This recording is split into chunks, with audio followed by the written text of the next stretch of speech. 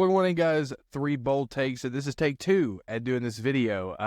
Just a fun fact there. We had audio issues the first time, so this should be fun the second time around. Fellas, I appreciate you bearing with us.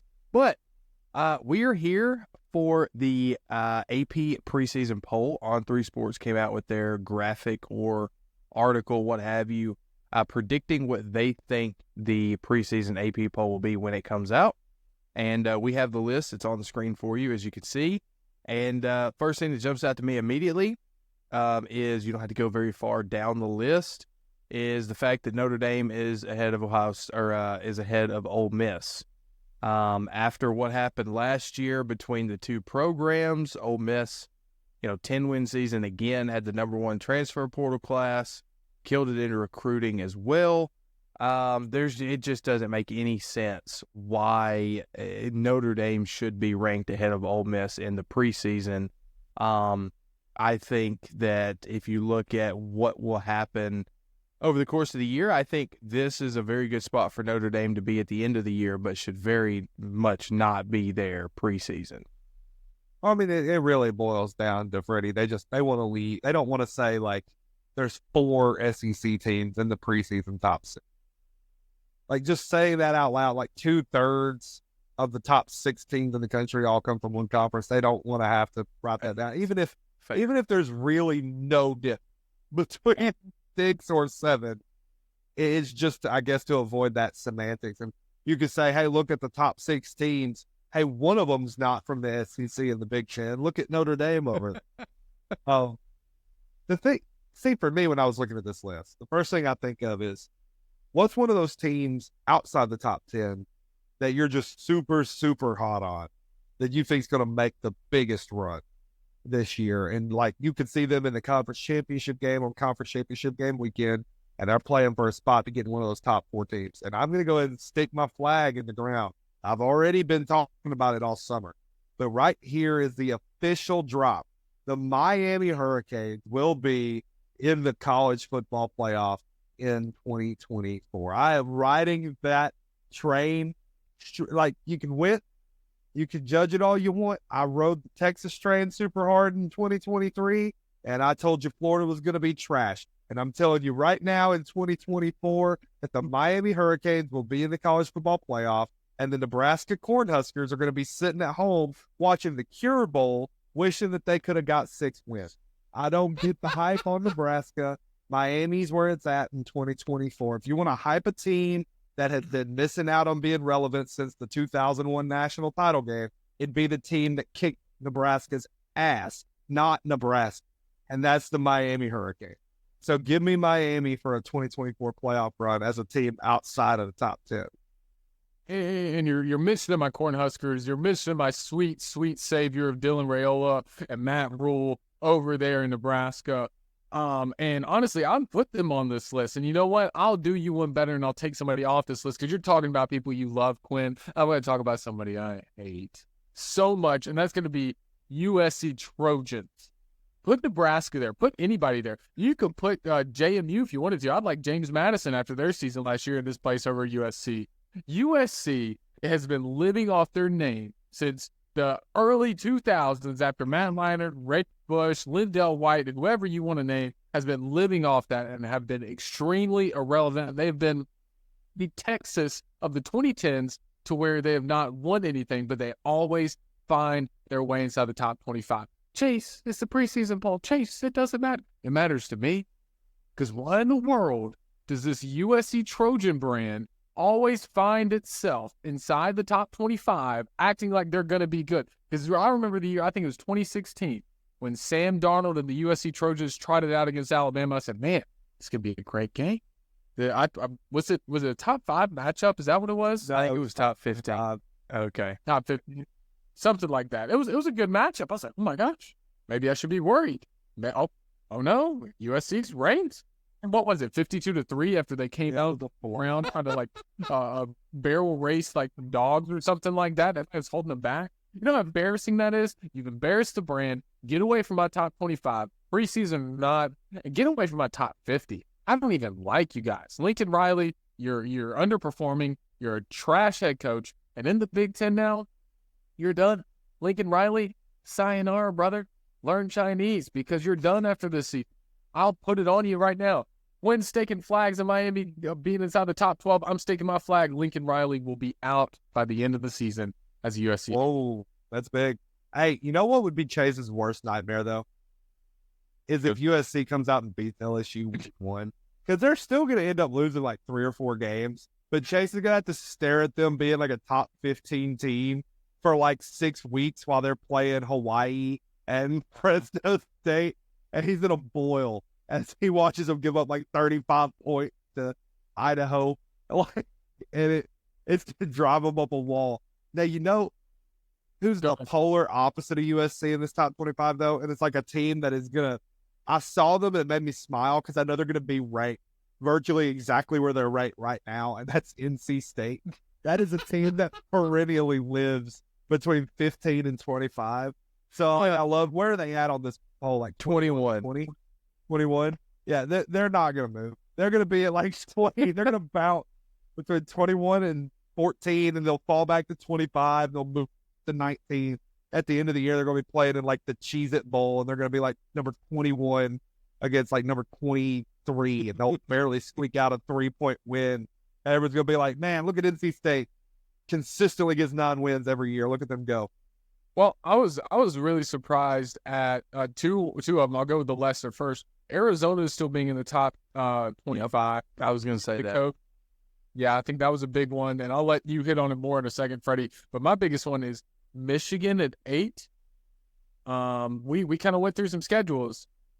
I'm scared. Well, it's preseason. I won't get too crazy.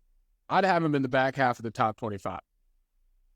With everything they lost, all the coaching staff changeover and everything, they're definitely not top 10 worthy. But I think they're on the cusp of the 25 for me.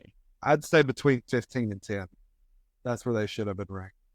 Yeah, I don't think they'd be in the back half. I mean, yes, they lost a lot. They're still the defending national champions, and I think their defense is still going to be very elite next year. The question mark is the offense, right? Like, I think there's just as many questions about Michigan next year, arguably in some people's eyes, as Alabama.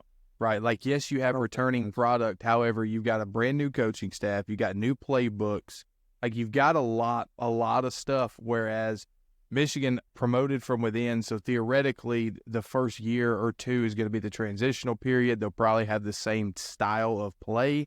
So, I don't know. I don't think they're going to be good next year, but I think probably. I don't hate them at 8. I don't hate them at 8 in preseason. Just let them lose the first game and drop to 16 and then stay there.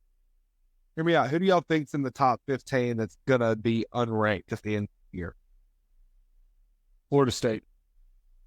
Oh, that's a good one. You think they're gonna be unranked? I think they were Clemson.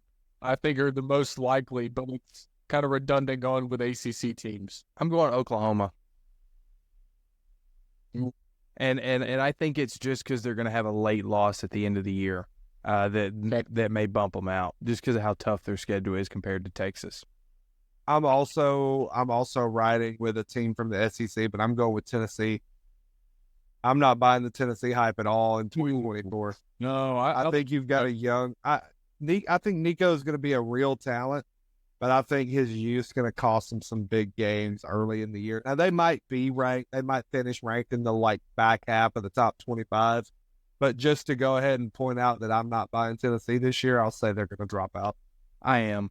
I'm buying them this year. I think they lose in Norman. Huh? I think they lose in Norman. Okay. Yeah, it's the opener. That's what I thought you said. And we did go through that in a previous video where we did the schedule predictions for Oklahoma. If you haven't seen that, go check that out. I don't disagree with that. However, I still think, honestly, let's see, they're at 13. I say they finish the season probably around 15, 16. Okay. I could have been like a world-class hater right there and said Missouri. But my eyes didn't see them quick enough. Look, okay, he was riding the anti-Eli Drink stuff last year, and Missouri went and won the Cotton Bowl. So you kind of gotta You kind of have to at least wait for them to not do good this year before you start hating. I do. Let me just make mention they won't finish unranked, but a little overhyped for the Tigers. Both the Tigers at 11 and 12 on the graphic, honestly, for me. So I'll just leave that there. They probably won't finish unranked, but so get this out of the way, guys. We're all three Southern guys. We live in Alabama. The SEC does get a little favoritism. Now their conference and everything is a lot better than everything else, but they get some favoritism at the end of the season with some polls. So they do, but I would say that the favoritism comes from, like, do yourself a favor and go look up every national championship game winner from 98 forward, and over 70% of them come from our current SEC team. Like, that's the reason they get that overwhelming, in my opinion, that overwhelming favoritism. Because you look at the Big Ten, they've got Ohio State has won the title game twice, USC won, Michigan won. That's all they got. Entire Big Ten is 4 title game wins. Alabama's got more than that with just Nick Saban by themselves. Yeah. Florida and Georgia combined. Florida and Georgia, just that one rivalry game, has 4 national championship game wins. So I think with the addition of Texas and Oklahoma, you typically see 7 to 8 SEC teams in the top 25 at the end of the season after the playoff voting and everything. And I think you might could see a regular 8 to 9 consistently, maybe even 10 in the future seasons. So with the SEC, just how they get polls at the end of the season. There will be 8 to 10 SEC teams ranked in the top 25 at the start of every season for the rest of the time. Yeah. I want to bring up one last team, and then we're going to call it here. The team on your hat, Chase, LSU, sitting at 12. I think they're going to be better this year than they were last year. That's a hot take simply because I think their defense might be a little bit better. However, I don't have any evidence to really back that up, right? Like, they lost the Heisman Trophy winner, right? Like, I don't really have much to go off of. I personally would say Utah should be ranked ahead of LSU in the preseason poll. Top spots. Simply because they are fully healthy coming into the year. I don't know what you guys' thoughts are on that. Man, for me, LSU, I have LSU, Oklahoma, Tennessee, and Missouri all kind of clumped together, which you can see that in this rankings. I think they did a good job hitting on that. I think out of those 4, 2 of them are going to be really good and be like fringe playoff, low wild card seed type team. And I think the other 2 are going to have like scary train wreck seasons. And when I look at the 4, I think the 2 that I feel most safe that will have decent seasons with good like direction are actually the 2 Tiger teams opposed to Chase.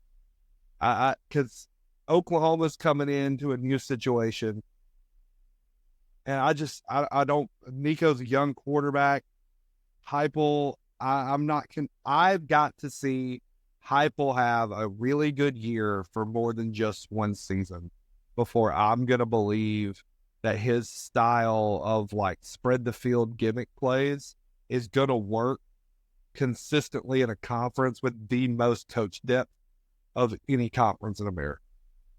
Good point.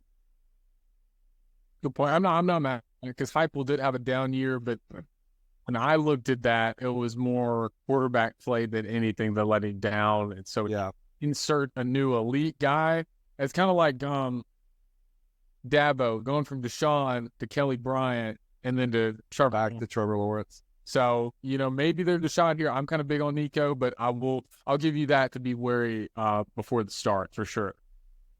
Yeah, I'm big on Nico too, but we will see. Guys, let us know where we are wrong down below. I would love to hear your guys' opinion on this top 25 list, or honestly a team that we did not talk about that should be in the top 25, or a team that definitely shouldn't be. Let us know, like, comment, subscribe. And we will see you guys here real soon. Man, college football is just right around the corner, baby.